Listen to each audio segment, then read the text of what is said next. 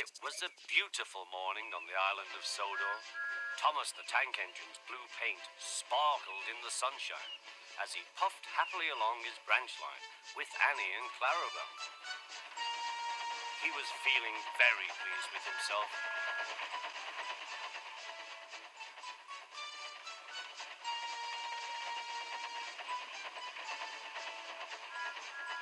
"Hello, Thomas," whistled Percy. "You look splendid." "Yes, indeed," boasted Thomas. "Blue is the only proper color for an engine."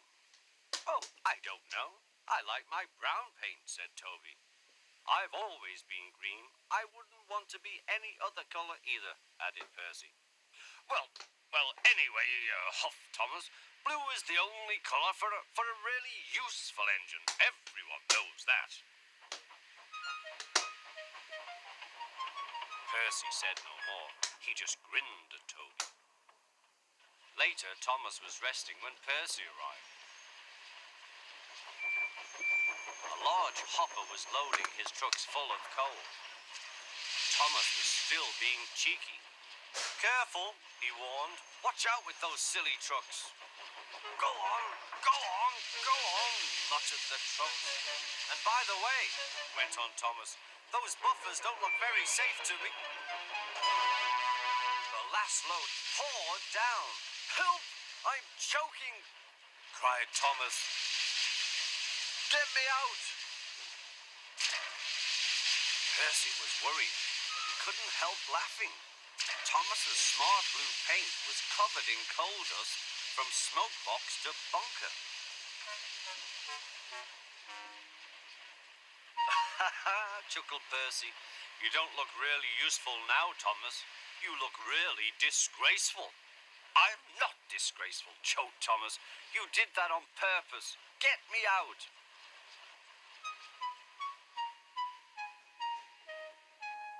It took so long to clean Thomas that he wasn't in time for his next train. Toby had to take Annie and Clarabelle. "Poor Thomas," whispered Annie to Clarabelle.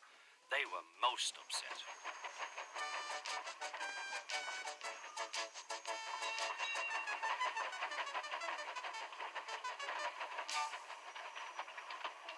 Thomas was grumpy in the shed that night.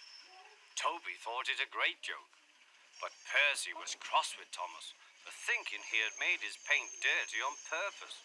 Fancy a really useful blue engine like Thomas becoming a disgrace to the Fat Controller's Railway. Next day, Thomas was feeling more cheerful as he watched Percy bring his trucks from the junction. The trucks were heavy and Percy was tired.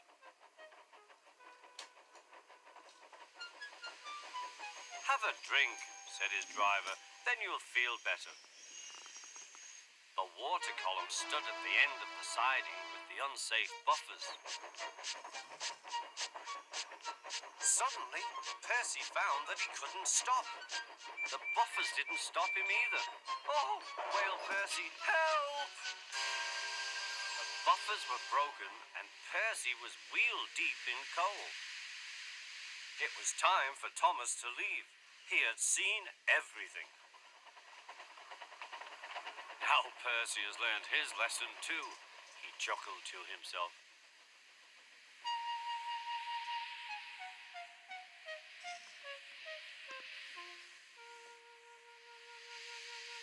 That night, the two engines made up their quarrel.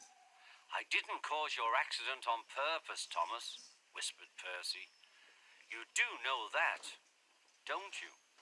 "Of course," replied Thomas, "and I'm sorry I was cheeky. Your green paint looks splendid again, too. In future, we'll both be more careful of coal."